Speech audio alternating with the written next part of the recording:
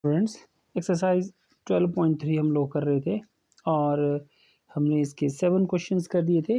8 question के ऊपर पहुंचे हम लोग। तो 8 क्वेश्चन करते हैं। See what is 8 question. If z equal to 10 find the value of z cube minus 3 bracket start z minus 10। दूजा if p equal to minus 10 find the value of p square minus 2p minus 100। वैसे ये question तो same वैसे ही हैं जैसे question हम लोग बाकी हमने किए, तो वैसे ही करना है हमने। मैं एक पार्ट आपको पार्ट आपको करवाता हूँ, क्योंकि जैसा ये पार्ट है वैसा ही इसका बी पार्ट है। तो दिया है इसमें कि z equal to 10 then find the value of z cube minus 3 bracket start z minus 10। तो इसमें डायरेक्टली पुट कर सकते हैं हम लोग और सिंप्लीफाई भी कर सकते हैं। 2 तरीके हैं इसमें करने के लिए, मैं डायरेक्ट ही कर रहा हूँ। Putting z equal to 10 in z cube minus 3 bracket start z minus 10।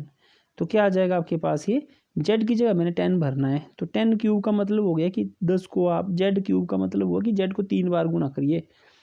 तो z की जगह क्योंकि 10 लिखना है तो 10 को मैं 3 बार गुना कर रहा हूँ, माइनस 3 ब्रैकेट स्टार्ट 10 माइनस 10। तो यहाँ देखिए आप ध्यान से कि 10 से 10 गए तो ये तो बन गया 0। तो नेक्स्ट स्टेप पे आपके पास क्या आ गया, 1 के पीछे 3 0 1000 माइनस 3 गुणा 0। तो ये आपके पास आंसर क्या आ गया 1000। ठीक है, सेम इसी तरह से ये इसका दूसरा पार्ट भी होगा। 9th question, if x equal to 0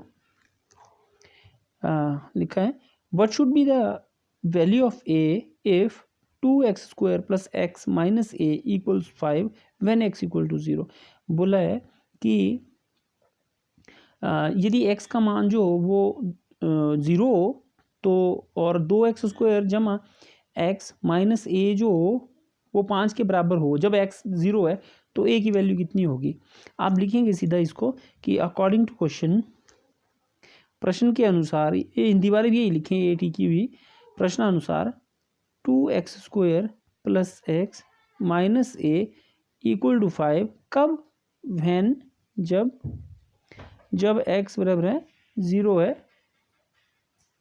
हाँ जी, भरने पर हमें क्या मिलेगा, आप लिखेंगे कि x बराबर 0 भरने पर 2 गुणा 0 गुणा 0 जमा 0 माइनस ए इक्वल टू 5। तो ये भी 0 है, ये भी 0 बचा कि यहाँ सिर्फ माइनस ए। तो माइनस ए इक्वल टू 5 और ए की वैल्यू कितनी है आगे फिर -5। ठीक है, ये माइनस हम पर ले जा सकते हैं। देखिए माइनस ए 5 हो या ए बराबर -5 हो, बात एक ही है। ठीक है, तो इस चीज़ को आप समझें। लास्ट क्वेश्चन की ओर बढ़ते हैं हम लोग। बोला है simplify the expression and find its value when a equal to 5 and b equal to -3। तो एक्सप्रेशन है आपके पास 2 bracket start a square plus a b plus 3 minus a b. ठीक है, क्या करना है आपने, इसमें आपने सिंप्लीफाई करना है। तो पहला प्रोसेस सिंप्लीफाई करने का है, तो आप इसको पहले सिंप्लीफाई करके लिखिए। अब देखिए 2 ब्रैकेट स्टार्ट मतलब ब्रैकेट ओपन करना है, तो 2a square plus a b plus 2ab plus 3 minus a b like terms. ठीक है, तो ये 2a square plus 2ab minus a b plus 3। अगले स्टेप पे आ गया 2a square plus a b plus 3। अब भरना है हमने इसमें पुटिंग, क्या करना, putting a equal to 5 comma b equal to -3। तो यह जगह 2 गुणा 5 जमा 5 गुणा -3 जमा 3। ठीक है, तो कितना आ गया फिर आपके पास, ये देखिए 5 5 25 ना, 5 5 जो 25 2 जा 50 -15 प्लस 3। तो ये कितना आ गया 50 -15 जमा 3। तो ये आ जाएगा आपके पास 50 और 3 हुए 53 -15। तो 53 से 15 घटाते हैं तो 13 से 5 गए 8 और ये 3, कितना आ गया 38। ठीक है, ये इक्वल टू है। तो इस तरह से आपके पास ये एक्सरसाइज ख़त्म होती है। अब आपने जो नेक्स्ट एक्सरसाइज है हमारे पास उसमें क्या करना है तो उसको देखते हैं हम लोग। तो चीज़ें सीखी वो क्या क्या थी। एक है हमारे पास कि जिस चीज़ का वैल्यू हमें पता ना हो या जिस चीज़ की वैल्यू चेंज होती रहे वो वेरिएबल होता है। जैसे मैंने एक स्क्वायर बनाया और बड़ा स्क्वायर जैसा कि आपको दिख रहा है ना। क्या चीज़ चेंज हो रही है इसमें साइड जो है इसमें वो हर बार बड़ी बड़ी होती जा रही है ना, मतलब साइड चेंज हो रही है। लेकिन अगर हम इसके पेरीमीटर और इसके एरिया जो हमने पिछली एक्सरसाइज में पढ़ा है अगर ध्यान से देखें तो आप पाएंगे कि हर केस में जो पेरीमीटर होता है वो 4 इंटू साइड ही होता है और जो एरिया होता है वो साइड इंटू साइड ही होता है। ये ध्यान रखें आप इस चीज़ का, ठीक है। अब हम क्या करेंगे, हम बोलेंगे क्योंकि साइड चेंज हो रही है तो अगर मैं साइड को कोई वेरिएबल मान लूँ तो क्या होगा। मान लेते हैं मैंने साइड को बोला कि मैंने ए से रिप्रेजेंट करना है तो पेरीमीटर ऑफ स्क्वायर क्या बन जाएगा 4a और एरिया कितना बन जाएगा a इंटू ए मतलब a स्क्वायर। तो हमारे पास ये क्या बन गया एक सिंपल से फॉर्मूलेज कि perimeter of square is 4a और area of square is a square. आप बोलेंगे कि वर्ग का जो परिमाप है वो 4 गुना भुजा है और वर्ग का जो क्षेत्रफल है वो भुजा गुना भुजा है, ठीक है। एक्चुअल में हमने किया क्या, हमने अलजेब्रा का जो एक वेरिएबल वाला जो पॉइंट था उसको इस्तेमाल किया। इसी तरह से हम लोग रेक्टेंगल के लिए भी कर सकते हैं। देखिए ये एक रेक्टेंगल है, ये एक रेक्टेंगल है, ये एक रेक्टेंगल है, ये एक रेक्टेंगल है। हर रेक्टेंगल में आपको लेंथ और ब्रेड्थ जो है वो चेंज होती हुई नज़र आ रही है।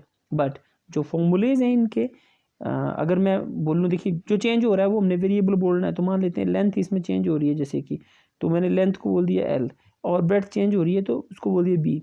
हर केस में आपके पास जो इसका परिमाप आएगा वो क्या आएगा, परिमाप हमेशा 2 गुणा एल जमा बी होगा, 2 गुणा लंबाई जमा चौड़ाई और एरिया हमेशा एल गुणा बी होगा।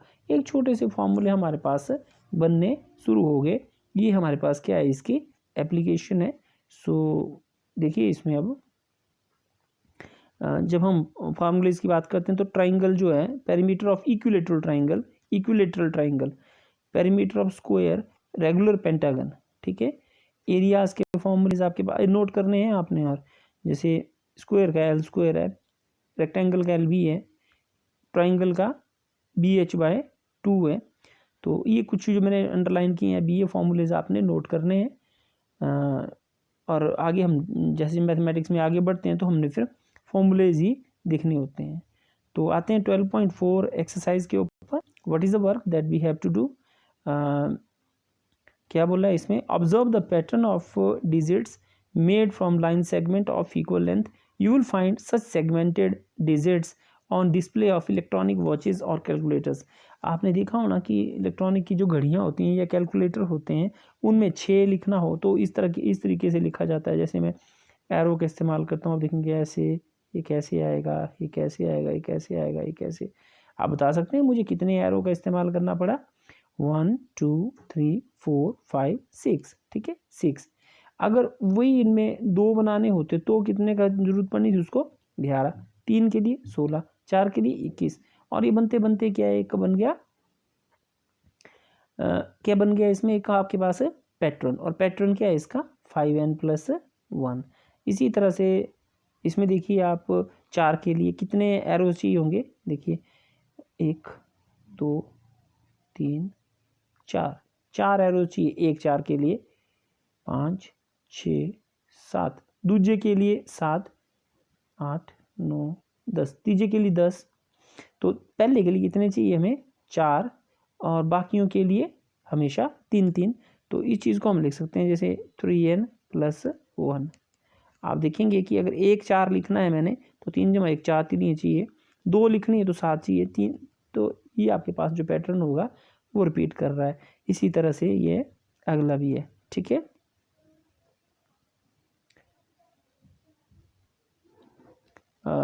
अब आते हैं हम लोग व्हाट वी हैव डिस्कस्ड। आपने एक इसमें एक क्वेश्चन रह गया है, एक पैटर्न को पूरा करना है तो उसको भी आपने पूरा कर लेना। बट वी हैव डिस्कस, वैसे सारा मैंने जो डिस्कस आपके साथ कर लिया है वो तो किया ही है। आप इस चीज़ को जो है वो ये जितने रूल 10 इसमें दिए हुए हैं जो हमने डिस्कस किए ये पूरे लिखने हैं आपने, ठीक है, राइट करने हैं, ठीक है, इनको पूरा लिखना है आपने 10 के 10, हिंदी वाले भी इंग्लिश वाले भी, ठीक है। तो इसके साथ ही हमारे पास जो 12 यूनिट है वो ख़त्म होती है। ओके।